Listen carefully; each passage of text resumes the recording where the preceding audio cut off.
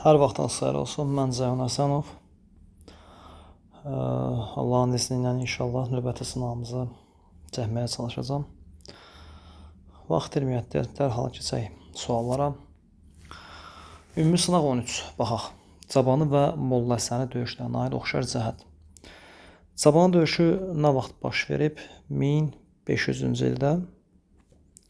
Molla Həsəni döyüşü isə 1578-də baş verib. Cabanı döyüşü kimlərin arasında baş verib? Səfəvilərlə Ərdəbil hakimliyinin fonunda hələ təbii ki, Şirvanşahlar arasında. Molla Həsəni döyüşü isə Səfəvi dövləti ilə Krım türkləri arasında. Baxaq. Səfəvi Osmanlı müharibələrinə aid olması. Heç birisində Səfəvi Osmanlı yoxdur. 16-cı əsrin 2-ci yarısında baş verməsi. Molla Həsən bəli, amma Cabanı xeyr. Səfəvilərin qələbəsi ilə baş çatması, bəli. Səfəvilərin deyir, Səfəvilər dövlətinin yox. Ağqoyunlar Osmanlılar, tərəflər yazmışam axı. Ağqoyunlar Osmanlılar heç birisində yoxdur. Şirvanşahlar dövlətinin məğlubiyyətlə nəticələnməsi Cabanı, amma Molla Həsəndə Şirvanşahlar yoxdur. O da bilməz. Çünki Şirvanşahlar 1538-də süquta uğramışdı. Davam edək. 2. 1721-ci ildə imzalanmış Niştat müqaviləsinin nəticəsində Respospolita anvalına son qoyuldu. Xeyr. Respospolita anvalına son qoyulub 1795-ci ildə. 3 dövlət Avstriya, Prusiya və Rusiya arasında bölündükdən sonra. Rusiya Qaradənizə çıxış əldə etdi. Axı Niştat Rusiya və Sveçdir. Qaradənizin cavabdehliyi Osmanlıdadır. Niştata görə Sazura Baltik dənizinə çıxmışıq. Maraq üçün deyim B 1774 Küçük Qaynarcadır. Bunu da silək. Rusiya Azov qalası Osmanlıya geri qaytardı. Bu 1711 Prutdur. Bunu da silək. Rusiya Baltik dənizi sahillərində ərazi ələ keçdi. Bəli, cavab budur. Osmanlı Sol Sahil Ukraynası Rusiyaya verdi. Rusiya verdi, yox, Sol Sahil Ukraynası Rusiya qalmasına razılaşdı. Bu da kitablardan çıxanda 1681-də imzalanan Baxçasaray sülhündədir. Cavab D. 3-ə baxaq. Eldənizlər dövlətinin 12-ci əsrin sonu, 13-cü əsrin əvvəlləri tarixinə aiddir. İraq Səlcuq sultanına qarşı mübarizə aparması. İraq Səlcuq sultanlığına qarşı mübarizə. İndi burada variantlara baxdıqca təbii ki, həll edəcək ki, sualda 12-ci əsrin həm sonuna düşdün, həm 13-cü əsrin əvvəlinə, yoxsa ikisi bir yerdə mi olacaq, onu baxacam indi variantlara baxdıqca. İraq Səlcuq sultanına qarşı mübarizə, yəni 12-ci əsrin sonu, 13-cü əsrin əvvəllərində var. A variantı qalsın. Naxçıvan şəhərinin paytaxt olması, Naxçıvan 1175-ə qədər paytaxt olub, heç 12-ci əsrin sonunu görməyib, beyni silək. Təbrizi Ağsunqurlərdən alan Məhəmməd Cahan Pəhləvandır 1175-də, bunda çıxaq. Şirvanşahlar dövlətinin ilk dəfə asılı vəziyyətə salınması 1160-dır, bu da 12-ci əsrin sonunu görmür. Gürcü Çarı Dimitrinin Gəncə şəhərinə gəlməsi zəlzələ vaxtıdır, bu da görmür. A variantı 1190-cı ildə Qızıl Arslan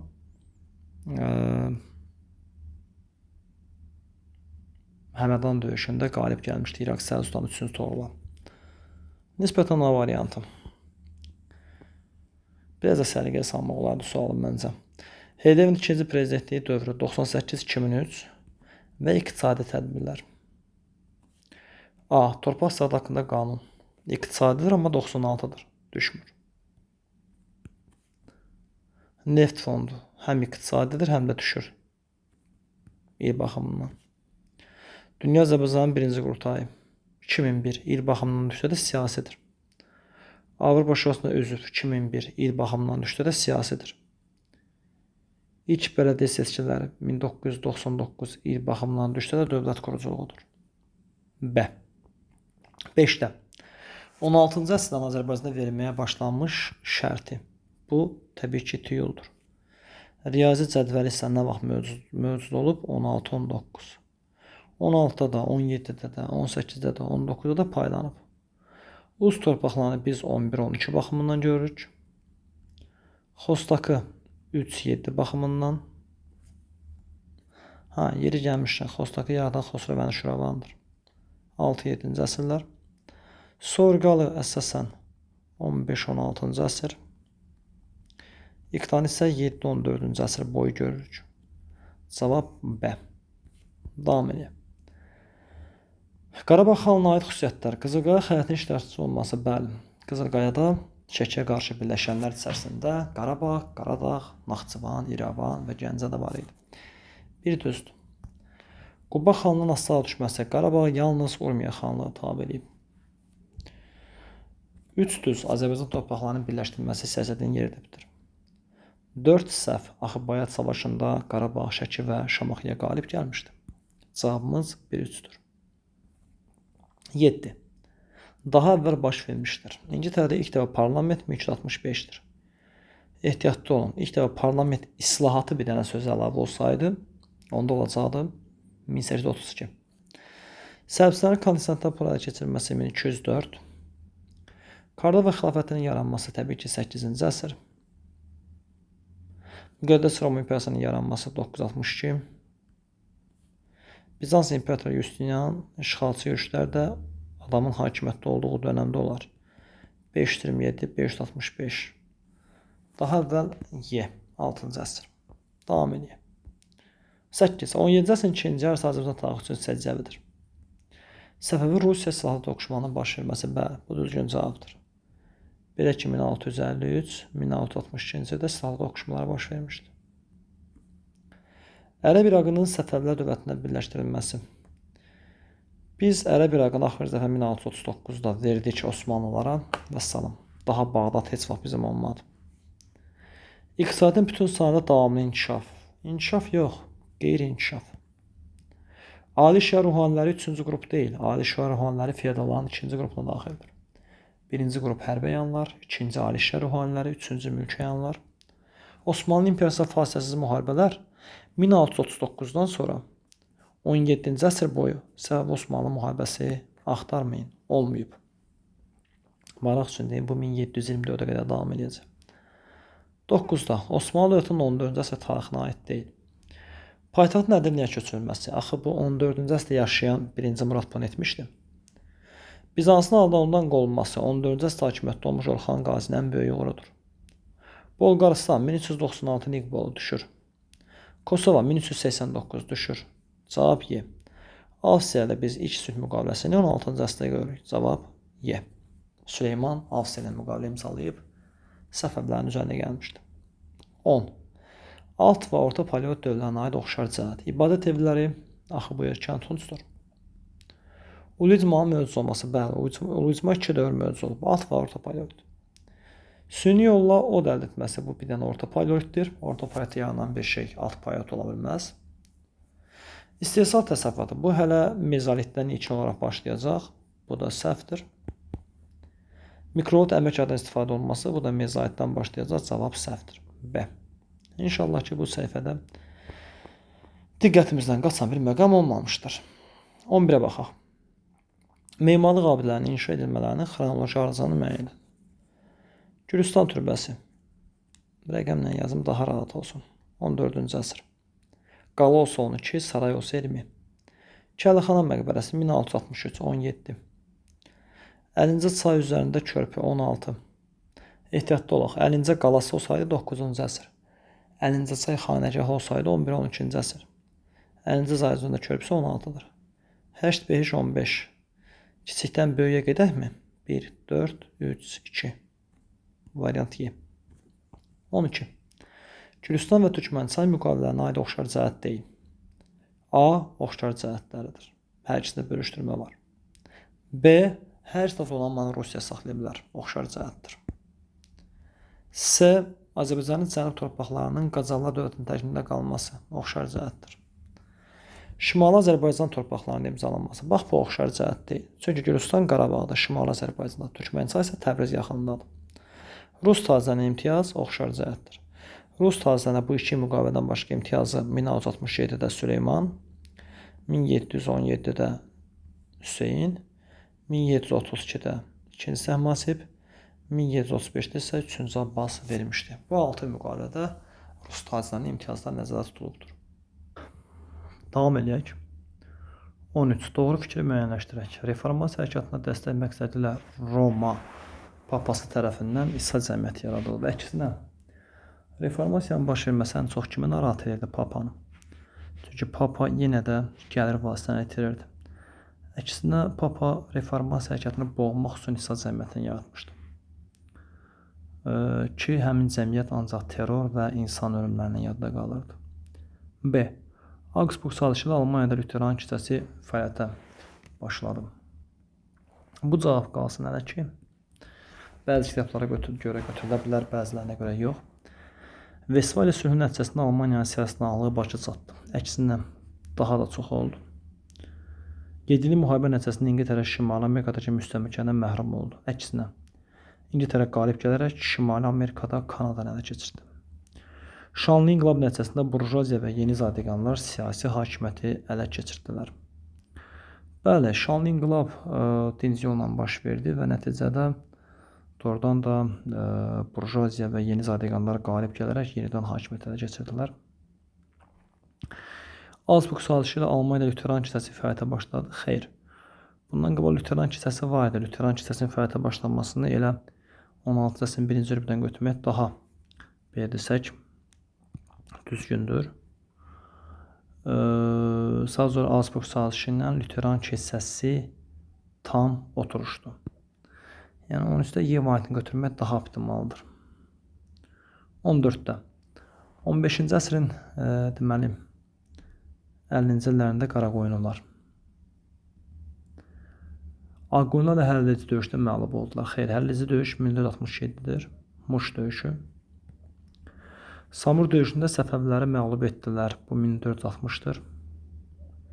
Qaraqoyunlular Şirvanşahla birləşərək Cahanşah, Şirvanşah Xəllahla birləşərək Teymurilərin paytaxtına keçdilər. Bəli, Cahanşah 1458-də Teymurilərin paytaxtına keçirərək Teymuri Əbu Səiddə hakimiyyətə salaraq özünə və Teymuri hökmdarlığı yönəltdi. Şirvanşahlar dövlətini asıla saldılar. Bu 1412-dir. 1450-ci illərdə Qaraqoyunda kim idi hakimiyyətdə? 1436-1467-də hakimiyyətdə olmuş Cahanşah. Cahanşah ilk Qaraqoyunlu hökmdardır ki, Şirvanşahla problem yaşamayıb. Ona qədər bütün Qaraqoyunlu hökmdarları Şirvanşahla bu və ya digər dərəcədə problem yaşayıblar. Cəlallərin Azərbaycandakı hakimiyyətinə son qoydular. Bu 1410 əsəddir. Cavabımız C-dir. 15. Rusiya tərəfindən ləğv edilmiş ilk xanlıq təbii ki 1804-də olan Gəncədir. Yerdə qalanlarda maraq üçün yazım. Bakı 1806, Naxçıvan 1828, Şəki 1819, Quba isə 1810-dur. Davam edək. Hansı hadisələrin yerini dəyişsə doğru xronoloji ardıcıllıq alınır? Çinin ilk dəfə vahid dövlətlə birləşməsi eramızdan əvvəl 3-cü əsr. Çində vuruşan padşahlar dövrünün başlanması eramızdan əvvəl 4-3-cü əsrlər. Çində çoxlu, belə deyim, dövlətlər var idi. Həmin dövlətlər bir-birləri ilə, belə deyim, müharibə apardılar və nəticədə ən axırda bu müharibədə Sin sülaləsi qalib çıxdı və Çində vahid dövlət yarandı. Böyük İpək yolunun fəaliyyətə başlanması eramızdan əvvəl 2-ci əsr. Qərbi onun parçalanması eramızdan əvvəl 58, yəni eramızdan əvvəl 1-ci əsr. Sarısaqlar üsyanı isə eramızdan 2-ci əsrdir. Nəyin yerini dəyişsə yaxşı olar? Məncə 1-lə 2-nin. Doğrudan da 1-ci eramızdan əvvəl Çində vuruşan padşahlar dövrü başlansın. O mübarizədə Sin qalib gəlib Çini birləşsin 3-cü əsrdə. Sonra eramızdan əvvəl 2-ci əsrdə Böyük İpək yolu işə düşsün. Sonra eramızdan əvvəl 1-ci əsrdə Qərbi Hun dövləti süquta uğrasın eramızdan 36-da. Eramızdan əvvəl 58-də Hun Keri parçalamışdı, 36-da süquta uğrasın. Eramızdan əvvəlləri böyükdən kiçiyə bitirdikmi, qutardıq mı? Ən axırda 5 gəlsin, eramızdan 2-ci əsr. 17. Göstərilənlərin aid olduğu dövləti xəritə üzərində müəyyən edin. 1941-ci ildə SSR ilə bir-birinə hücum etmək haqqında saziş imzaladı. Bu Yaponiyadır. Midway döyüşündə məğlub olduğu üçün Saito okeanda bir daha hücum əməliyyatına başlaya bilmədi. Söhbət yenə Yaponiyadan gedir. Cavab 4. Hal-hazırda qələmlə işarələdiyim yer Şimali Koreyadır. Ola bilər düşər. Buranı pozun. Hal-hazırda gələn işarələdiyim yer Cənubi Koreyadır. Düşə bilər. Bir Çindir. Hal-hazırda gələn işarələdiyim yer Vyetnamdır. Ola bilər. Vyetnam müharibəsi kimi düşə bilər. 2 Hindistandır. Adın yazdığım yer təbii ki Pakistandır. Biraz yuxarı Əfqanistandır. 3 İrandır. 5 Səudiyyə Ərəbistandır. Başqa hara qaldı? Bura Monqolistandır. Bura Qazaxıstandır. Belə. Davam edək. 18. Azərbaycan İnqilab Komitəsinin 1920-ci il 24 may tarixli dekreti nəzərdə tutulurdu. 20-24 may neftimizi milliləşdirdilər və az neft yaradıldı. D variantı. Bunun konkret vaxtı var. Yerdə qalanların isə demək olar ki, konkret ay tarixi yoxdur. Onların hamısına may-iyun dekretləri deyirlər. Bax belə. Qaldı ki, A variantı o may-iyun dekretlərinə aid olmasa da, amma 20-ci ilin belə deyim, may ayından sonradır. 20-ci ilin avqustundan başlayır həyata keçirilməyə. Belə. 19-a baxaq. Hadisə nəticə əlaqələrinin pozulduğu bəndi göstərək. Aha. Münhen sözləşməsinin imzalandığı İngiltərə və Fransa nüfuzdan düşdü. Bu düzgün cavabdır. Doğrudan da Münhen konfransında Almaniya dedi ki, mən bütün Çexoslovakiyanı istəmirəm ki, mən Çexoslovakiyanın yalnız Sudet vilayətini istəyirəm. İngiltərə Fransada xalqın nəbzini yoxladı və xalq müharibəyə hazır deyildi. Ona görə də İngiltərə Fransa Münhendə İtaliya kimi Almaniyanı alqışladılar. Bu zaman maraq üçün deyim, İngiltərədə uğursuz Neville Chamberlain, Fransada isə Daladiya hökuməti hakimiyyətdə idi. Amma 1939-cu ildə Almaniyanın bütün Çexoslovakiyanı götürməsi İngiltərə və Fransanın necə səhv etdiyini və Almaniyanı sakitləşdirmək istəməsinin suya düşdüyünü gördülər. Almaniya 1936-da Reynə qoşun yeritdi və doğrudan da Versal-Washington sistemini, əsas da Versal sistemini lap əzib zibil verəsə tulladı. Silezya konferansının keçirilməsi Avstriyanın Almaniya birləşməsi təsdiq edildi. Cavab budur. Əksinə 1935-ci ildə Silezyada keçirilən konferansın mahiyyəti Hitleri cilovlamaq idi. Və bu konferansda Avstriya, belə deyim, İtaliya Avstriya sərhədlərinə hətta qoşun yığmışdı. Çünki əvvəl Hitlerlə Mussolini heç də münasibətləri yaxşı deyildi. D variantı İspaniyada vətəndaş müharibəsi baş verdi 1936-39-da və Almaniya və İtaliyanın müdafiə etdiyi faşistlər qalib gəldi və dünyada ikinci faşist dövləti yaradıldı. Bu düz cümlədir, bizə lazım deyil. Millətlər Cəmiyyəti Yaponiyanın Manzuriyanı işğal etməsinə etiraz elədi. Yaponiyanı hədələdilər ki, səni Millətlər Cəmiyyətindən çıxardarıq. Yaponiya isə dedi ki, mən onsuz özüm çıxıram. Cavab C. Ulster problemi və Falkland böhranı təbii ki, bu İngiltərəyə aiddir 4-ə. Ulster problemi İrlandiya ilə bağlı, Falkland böhranı isə Amerikanın cənubunda yerləşən Falkland və yaxud Malvin adalarına bağlıdır. Ulster problemi İrlandiya ilə, Falkland problemi isə İngiltərə ilə olubdur. Falkland böhranı 1968-dən qaynamağa başlayır.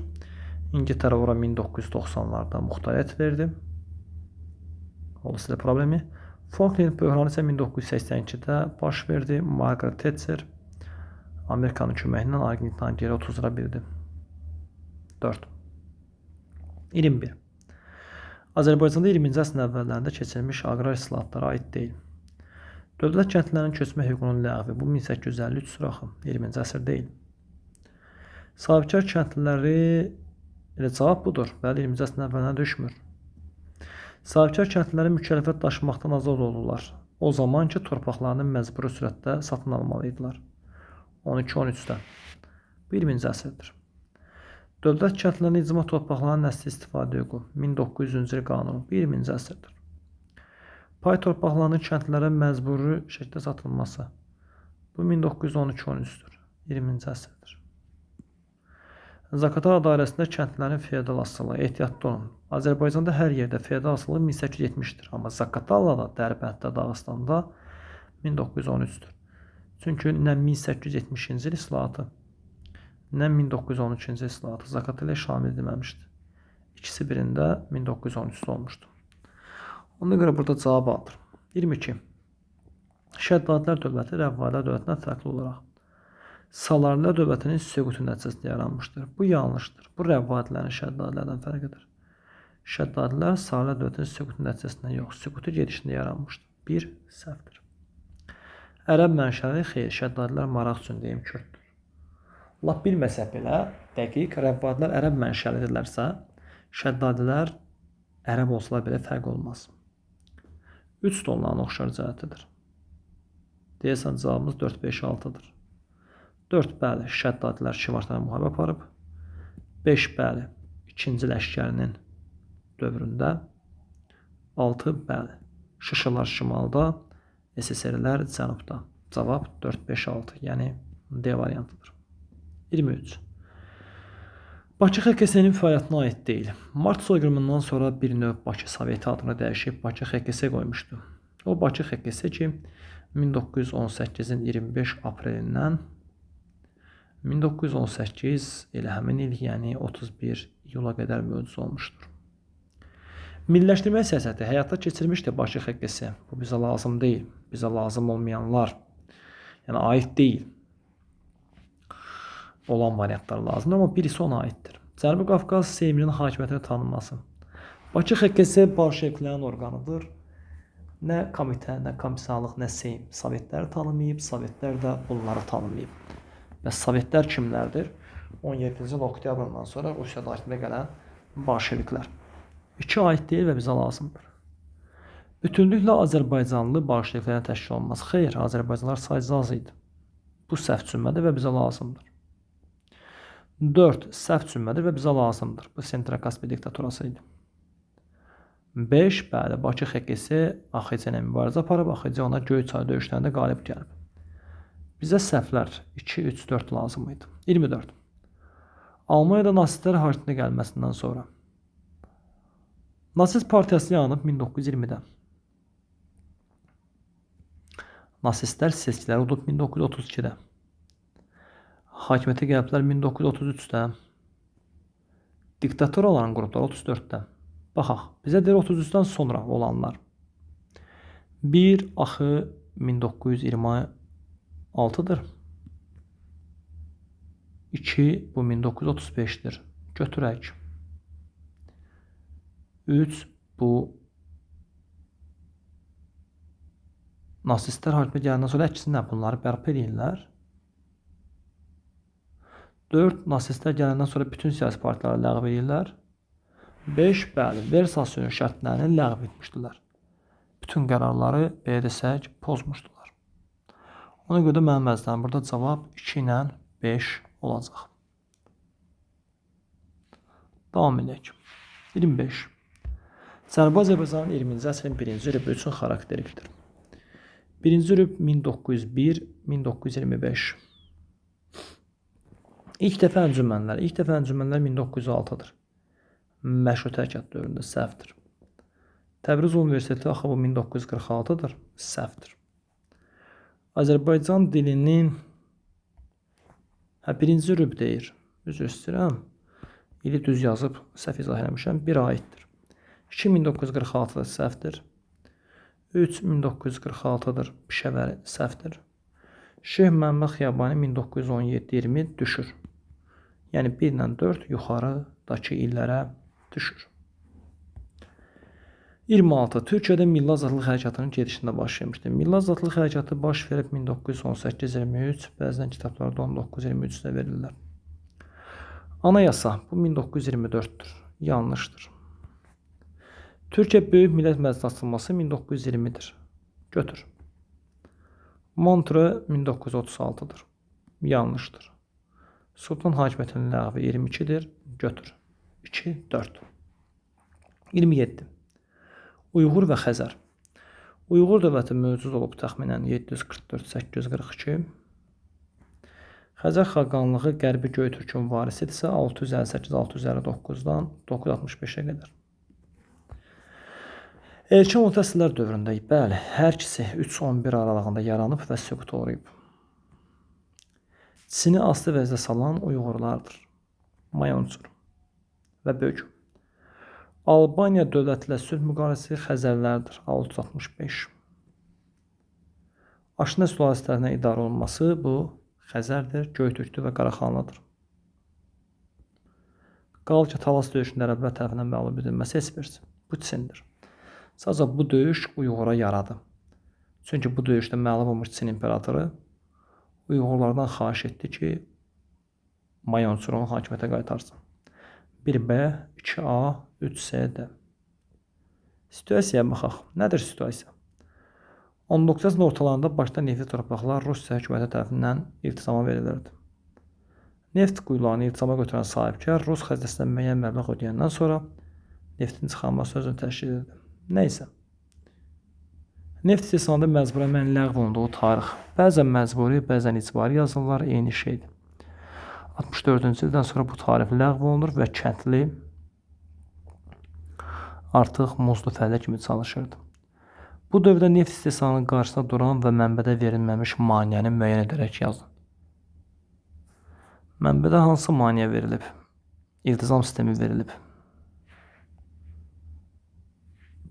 Digər maneə neftə tələbat azı idi. Digər maneə məcbur əməkdən istifadə idi. Digər maneə əsasən əl əməlindən istifadə olunması idi. Bunlar hamısı maneələr idi.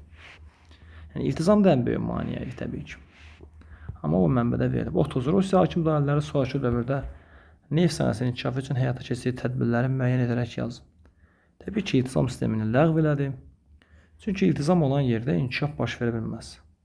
Biri var, siz bir yerdə kirayədə qalırsınız, biri də var, bu sizin öz evinizdir. Təbii ki, insan öz evində daha diqqətli olur, daha səliqəli saxlanmağa çalışır. Və ya biri var, siz hansısa bir restoranı, kafeni icarəyə götürürsünüz, biri də var, özünüzündür.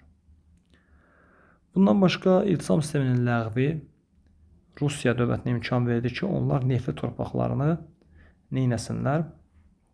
Açıq satışa çıxartsınlar. Artıq insanlar da almaqdan maraq edir. Çünki Rusiya, belə demək mümkündürsə, xarici kapitalistlər üçün bir növ, belə deyim, təhlükəsiz bazar yaratmağa çalışırdı.